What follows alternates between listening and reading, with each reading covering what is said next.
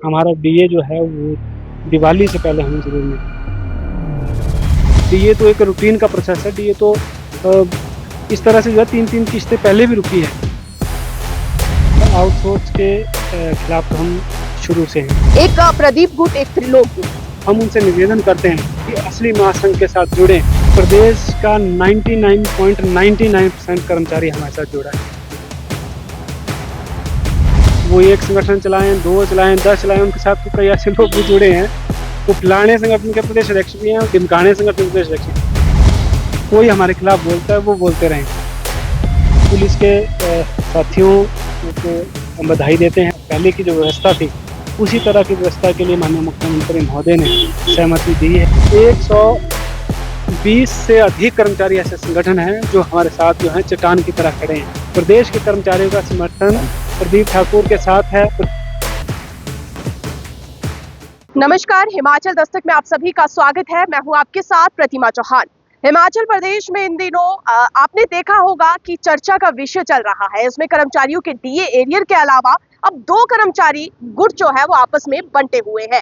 तो यहाँ पर आप देखिए कि हमेशा हलचल होती थी राजनीति की, हमेशा सत्ता पक्ष और विपक्ष के बीच में नोकझोंक होती थी। लेकिन अब हिमाचल प्रदेश में स्थिति ऐसी है कि यहाँ पर कर्मचारी आपस में जो है 2 गुटों में बंट चुके हैं। इसके पीछे भी क्या कुछ है ये सब विस्तार से बताएंगे। लेकिन आज सीएम सुखविंदर सिंह सुक्खू ने कर्मचारियों के 2 गुटों के साथ बैठक की है। उसमें पेंडिंग जितने भी मसले हैं, चाहे वो डीए है, एरियर है, आउटसोर्स है, तमाम ऐसे मसलों को लेकर कर्मचारियों के साथ आज सीएम ने बातचीत की है। कैसे क्या अब होगा, क्योंकि इस समय आप देखिए सचिवालय के कर्मचारी जो कि एक रीढ़ की हड्डी मानी जाती है सरकार की, वो जिस तरह से सड़कों पर उतर आए हैं, जिस तरह से वो प्रदर्शन कर रहे हैं, वो अपने आप में आप देखिए कि उसके कई मायने जोड़े जा रहे हैं। हालांकि आज सीएम ने जिस तरह से कर्मचारियों को बुलाया, उसमें क्या मसले सॉल्व हुए हैं, विस्तार से बात करेंगे हमारे साथ। क्योंकि अभी हम ये नहीं कह सकते कि अब एनपीएस है, क्योंकि अब ओपीएस बहाल हो गई है और अब प्रदीप ठाकुर का नाम जुड़ रहा है कि अराजपत्रित कर्मचारी महासंघ। हालांकि अभी तक मान्यता नहीं मिली है, लेकिन अब कहा जा रहा है कि नेतृत्व आप ही कर रहे हैं प्रदीप जी। दावा किया जा रहा है जितने भी कर्मचारी आपके साथ है। तो सबसे पहले सीएम सुक्खू के साथ आपकी बैठक हुई, क्या कर्मचारियों के जो मसले इतने समय से पेंडिंग है डीए एरिया, क्या आश्वासन वहां से मिला है, कब तक ये मसले सॉल्व हो जाएंगे? जी नमस्कार, धन्यवाद हिमाचल दस्तक का, जो लगातार हमारी आवाज़ को सरकार के समक्ष भी उठाने के लिए आपका हमें सहयोग मिला है और आम कर्मचारी, आम जनता तक हमारी आवाज़ आपके माध्यम से पहुंची है। इसके लिए हिमाचल दस्तक का हम विशेष रूप से धन्यवाद करते हैं। देखिए, कर्मचारी हित में काम करना हमारा दायित्व है। अगर संगठन के रूप में, संगठन के पदाधिकारी के रूप में हम सब ने अगर दायित्व स्वीकार किया है, तो इस दायित्व को निभाने के लिए हमें जो है कर्मचारी हित में काम करना है और जिस कड़ी में हम लगातार काम कर भी रहे हैं। और कर्मचारियों की जो समस्या है उनका समाधान करने के लिए, क्योंकि हमें सरकार से ही वो समाधान करवाना है, तो सरकार के समक्ष भी हमने लगातार कर्मचारी साथियों की समस्याओं को समय समय पर रखा है।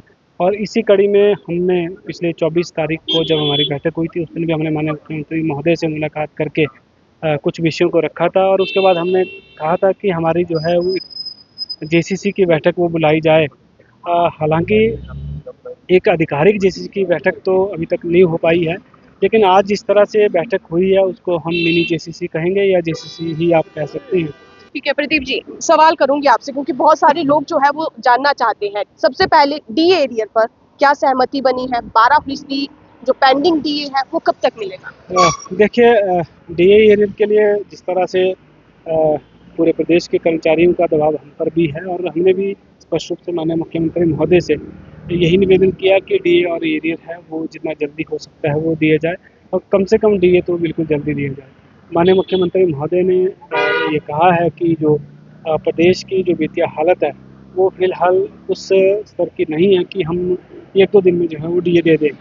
लेकिन माननीय मुख्यमंत्री महोदय ने ये ज़रूर कहा है कि 1 महीने के अंदर जब हम बैठक करेंगे तो उसमें हम ज़रूर जो है इस विषय में निर्णय लेंगे। और हमने उनसे ये भी आग्रह किया है कि कम से कम हमारा डीए जो है वो दिवाली से पहले हमें ज़रूर मिले। तो मतलब दिवाली तक का इंतजार करना पड़ेगा? देखिए, ऐसा नहीं है कि दिवाली तक का इंतज़ार करना पड़ेगा। जो हमारी अगली बैठक होगी हो सकता है उससे पहले मिले। उन्होंने ऐसे संकेत भी दिए हैं, लेकिन जो बैठक होगी उसमें जो है हो सकता है निर्णय हो, उसी बैठक में निर्णय हो, तो ये डीए जो है हमें जल्द मिलेगा। ठीक है, एक है आपका हेल्थ में, आप देखिए आउटसोर्स भर्ती हो रही है। दूसरा आपका जो मसला है वो है पुलिस का, जो कि बहुत विरोध हो रहा है, तो उस पे क्या डिस्कशन हुआ? देखिए, पुलिस के साथियों को हम बधाई देते हैं। हालाँकि ये उनका अधिकार भी है और पहले की जो व्यवस्था थी, उसी तरह की व्यवस्था के लिए माननीय मुख्यमंत्री महोदय ने सहमति दी है। हम मुख्यमंत्री महोदय का धन्यवाद करते हैं और हमारे बहुत सारे पुलिस में साथी हमारे मित्र भी हैं, जो हमारे और भी जान-पहचान के साथी हैं, उनकी ओर से भी हमें लगातार फ़ोन कॉल के माध्यम से, सोशल मीडिया, व्हाट्सएप के माध्यम से, फेसबुक के माध्यम से आग्रह किया जा रहा था, क्योंकि वो अपनी बात को उस तरीके से नहीं रख सकते जिस तरह से आम कर्मचारी, आम नागरिक रख सकते हैं। तो आज मुख्यमंत्री महोदय ने बिल्कुल स्पष्ट रूप से कहा है कि उनकी मांग को हम पूरा कर रहे हैं और हो सकता है कि कल की कैबिनेट में ही इस पे जो है मुहर लग जाए। हेल्थ का जो डिपार्टमेंट आउटसोर्स से नर्सों की भर्ती हो रही, क्या राजपत्रित कर्मचारी महासंघ, जिसे आप कह रहे हैं कि अब जेसीसी और पूरे कर्मचारियों का नेतृत्व आप करें, क्या इस मसले को भी यहाँ पर अंदर उठाया गया? देखिए, आउटसोर्स के खिलाफ तो हम शुरू से हैं। वो सिर्फ एक हेल्थ डिपार्टमेंट की बात नहीं है, वो किसी भी विभाग में आउटसोर्स अ, में के की भर्तियाँ जो है वो एक तो ना हो, और जो आउटसोर्स में हमारे साथी लगे हैं, अब हम ये तो उनको ये तो नहीं कहेंगे कि उनको बाहर किया जाए। उनका अधिकार है, उन्होंने 10, 12, 15 वर्षों से सरकारी सेवाएँ दी हैं। जिस तरह का काम हम करते हैं, लगभग वैसा ही काम जो है वो लोग भी करते हैं। तो हम ये चाहते हैं कि उन लोगों को जो है विभागों में मर्ज किया जाए। हालाँकि एक बड़ा मुद्दा ये ज़रूर है, लेकिन सरकार चाहे तो कुछ भी कर सकती है और मुझे ये भी विश्वास है कि अगर आउटसोर्स के साथियों का मर्जर होगा, तो सुखू जी के ही सरकार में होगा और हम भी पूरे प्रयास कर रहे हैं, उनकी ओर से भी प्रयास हो रहे हैं और सरकार की ओर से भी संकेत ज़रूर मिले हैं और हमें विश्वास है उन साथियों का मर्जर करवाने में हम ज़रूर सफल होंगे। कर्मचारियों के और किन मसलों पर बात हुई है, हम चाहेंगे आप थोड़ा सा हमें बताएं संक्षिप्त में। देखिए, सबसे पहला मसला तो हमारा यही रहता है कि विभागों के जो खाली पद हैं, उनको जितना जल्दी हो उतना जल्दी भरा जाए। वो इसलिए क्योंकि हमारे बहुत सारे साथी ऐसे हैं, जिनको जो है वो लगातार उनके ऊपर 3, 4 सीटों का जो है वो दबाव रहता है और कुछ साथियों के ऊपर तो इतना दबाव रहता है कि 7, 8 और 9 उनको ही बच जाते हैं। छुट्टी के दिन भी उनको काम पे आना पड़ता है। वो इसलिए क्योंकि उनकी सीट पे काम ही इतना ज़्यादा है। तो ज़्यादा काम है, उस काम का बंटवारा हो, जो खाली पद पड़े हैं उनको भरा जाए। अगर वो भरे जाते हैं तो मुझे लगता है कि उनका दबाव भी कम होगा और क्या ये काम का डिस्कस हुआ है अंदर? बिल्कुल जी, काम का बंटवारा भी होगा और साथ में हमारे युवा जो साथी हैं, उनके लिए भी कहीं न कहीं जो है वो, चाहे आप रोज़गार ही मान के चलें, उनके लिए भी सरकारी क्षेत्र में आने का एक मौका उनको होगा और वो भी उनके लिए एक रोज़गार का दरवाज़ा भी खुलेगा और जिस तरह से थोड़ा-सा असंतोष हमेशा हमारे युवाओं में रहता है, तो कहीं न कहीं युवाओं को मौका मिलेगा, तो वो भी सरकारी क्षेत्र में आ सकते हैं। तो माननीय मुख्यमंत्री महोदय ने अधिकारियों को बिल्कुल स्पष्ट निर्देश इस विषय में दिए हैं कि इस विषय में काम किया जाए कि किस विभाग में कितने पद खाली हैं और किस-किस विभाग में किस-किस पद को जल्द भरा जाना ज़रूरी है। और साथ में जो है हमें भी कहा है कि आप एक रिप्रेजेंटेशन तैयार करें कि कैसे हम इस विषय में आगे बढ़ सकते हैं। तो अगली मीटिंग में हमें उस रिप्रेजेंटेशन को तैयार करने के लिए कहा है।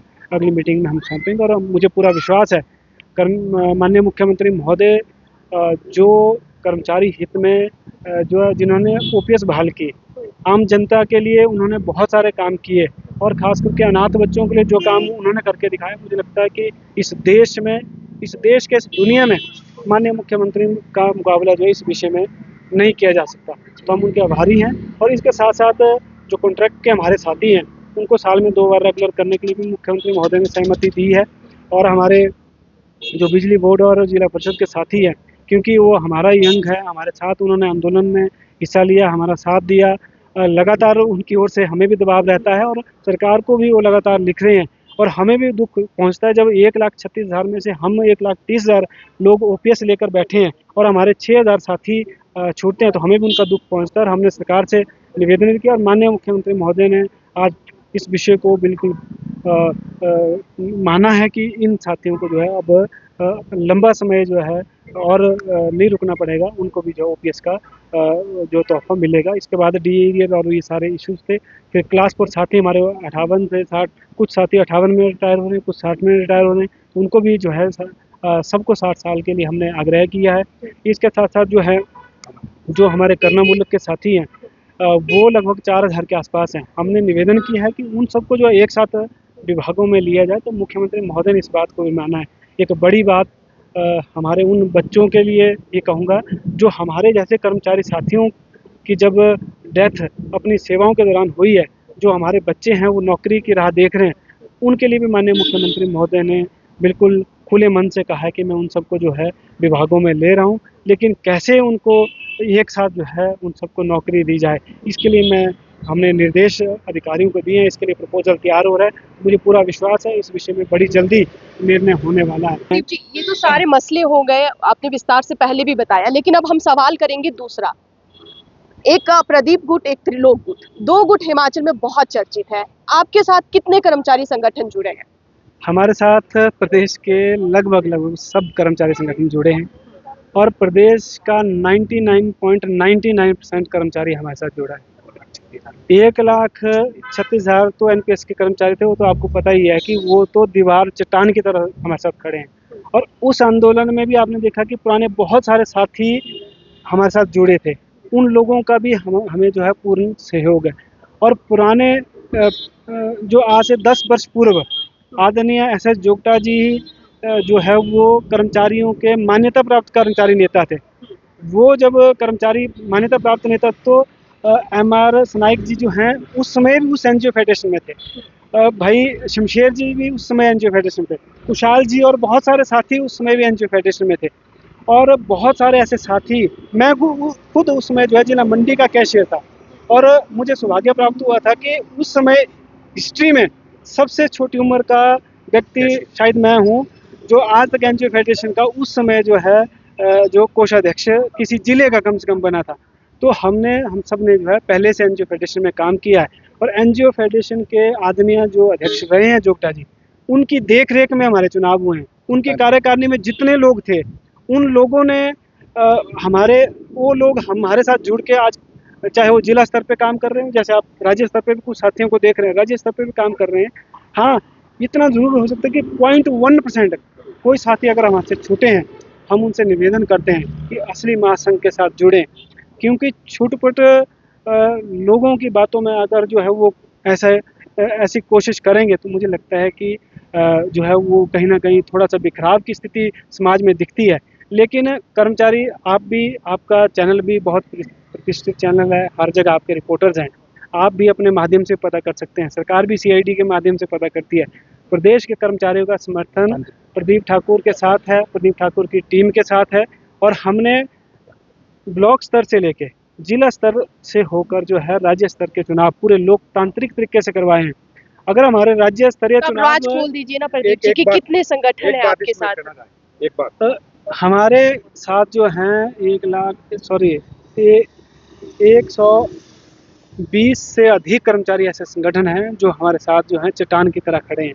उनकी पूरी कार्यकारिणी, उनके प्रदेश अध्यक्ष, महासचिव, उनकी जिला की कार्यकारिणियां, वो एक सारे आरोप आप पे ये भी है कि आपका जो एनपीएस है वो एनपीएस संघ था, अब ओपीएस मिल गई है, लेकिन आपका कोई अपना संगठन नहीं रहा है। ये आरोप अभी त्रिलोक जी ने लगाया। देखिए, अब कोई क्या आरोप लगाएं, मुझे लगता है कि इस विषय में ज़्यादा मैं पहले से ही, जब से मैं चाहे कर्मचारी राजनीति हूँ या अपने जीवन में मेरा ये काम हमेशा रहा है कि मैं कंट्रोवर्शियल, कोई हमारे खिलाफ बोलता है वो बोलते रहें, कोई आरोप लगाते रहें। हमें कर्मचारियों का समर्थन है, कर्मचारी हमारे साथ हैं, उनको शुभकामनाएं। वो एक संगठन चलाएं, 2 चलाएं, 10 चलाएं, उनके साथ तो कई ऐसे लोग भी जुड़े हैं। जब से वो सरकारी सेवा में आए हैं, तब से वो प्रदेश अध्यक्ष हैं। वो फलाने संगठन के प्रदेश अध्यक्ष भी हैं, ढिमकाने संगठन के प्रदेश अध्यक्ष हैं। प्रदीप ठाकुर एनपीएससीए, जो पुरानी पेंशन बहाली के लिए संगठन बना था और जो अभी भी है और आगे भी रहेगा, उस संगठन के प्रदेश अध्यक्ष जरूर हैं। और एनजीओ फेडरेशन के भी प्रदेश अध्यक्ष हैं।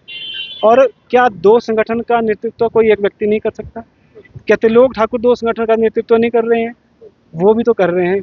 तो वो हमारे बड़े भाई हैं, उनको शुभकामनाएं, वो अपने तरीके से काम करते रहें।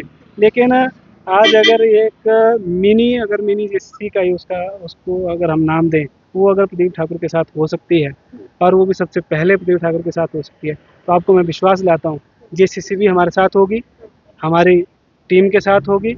और जो लोग इधर उधर भटक रहे हैं, हम चाहते हैं कि वो हमारे साथ आएँ, हम खुले दिल से उनका स्वागत करेंगे।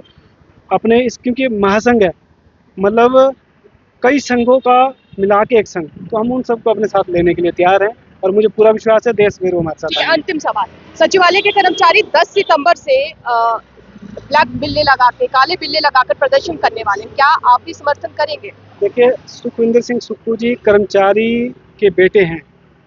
उन्होंने जब से उन्होंने होश संभाला तो उन्होंने कर्मचारियों का दुख दर्द हमेशा समझा है, देखा है। मुझे पूरा विश्वास है इस मुद्दे का हल वो ज़रूर निकालेंगे और मुझे जहाँ तक जानकारी मिली है सचिवालय संघ सचिवालय संघ भी उनसे मीटिंग करेगा और मुझे पूरा विश्वास है कि माननीय मुख्यमंत्री महोदय जिस तरह का निर्णय लेते हैं, ओपीएस का निर्णय कोई आसान निर्णय नहीं था, जिसका उदाहरण पूरे देश में आज दिया जा रहा है। तो ये तो डीए तो एक रूटीन का प्रोसेस है, डीए तो इस तरह से जो है 3-3 किस्तें पहले भी रुकी है। मुझे लगता है कि डीए भी हमारा मिलेगा और ये जो भी विवाद थोड़ा बहुत हुआ है, ये भी माननीय मुख्यमंत्री महोदय ज़रूर सुलझाएंगे, क्योंकि उनका जो राजनीतिक जो संघर्ष रहा है वो बहुत लंबा संघर्ष भी रहा है और बहुत कठिन संघर्ष रहा है और वो अपने जीवन में उन्होंने बहुत सारे संघर्ष देखे हैं और बड़ी सारी बाधाएं पार की है। मुझे पूरा विश्वास है ये जो डीए और ये सारे मसले हैं ये तो ज़रूर सुलझेंगी और कर्मचारी जो हमारे सचिवालय के साथी है उनके साथ भी ज़रूर एक अच्छी बैठक होगी और ये सारे मुद्दे जो हैं सुलझेंगे। बहुत बहुत शुक्रिया। तो ये थे हमारे साथ प्रदीप ठाकुर। तो यहाँ पर फिलहाल आप देखिए तो आज सचिवालय में कर्मचारियों के साथ सीएम सुखविंदर सिंह सुक्खू ने बड़ी बैठक ली है और इसमें कर्मचारियों के तमाम सभी मसलों पर चर्चा की गई है। अब देखना ये होगा कि 10 सितंबर से पहले क्या आश्वासन दिया जाता है तमाम सभी प्रदेशवासियों को और तमाम सभी प्रदेश के कर्मचारियों को, क्योंकि काले बिल्ले लगाने का एक ऐलान कर दिया गया है। तो अब देखना होगा कि आने वाले समय में अब सरकार कैसे उन कर्मचारियों को मनाती है जो इस समय फिलहाल सरकार से खफा चल रहे हैं। तो अभी के लिए मुझे दीजिए इजाजत, देखते और पढ़ते रहिए हिमाचल दस्तक।